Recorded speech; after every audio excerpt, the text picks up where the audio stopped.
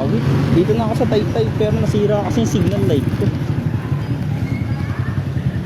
Ay gumana. Signal light ko. Ay gumana.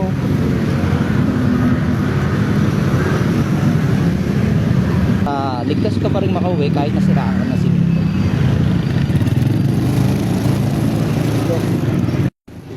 Ito nga pala mga dapat gawin kapag nasira ang iyong signal light. Una, madalas sa pagtingin sa iyong left and right na side mirror para maiwasan ang mga mabibilis o matutuloy na sasakyan.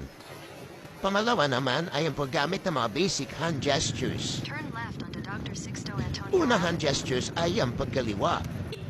Ito ang pag-stretch ng iyong kaliwang kamay para masabi na ikaw ay kakaliwa. Pakana naman, ito ay pagtaas ng iyong kaliwang kamay para masabi na ikaw ay pakanan. At kapag pababa naman ang iyong kamay, ito ay pasa, ibig sabihin na ikaw ay pahinto.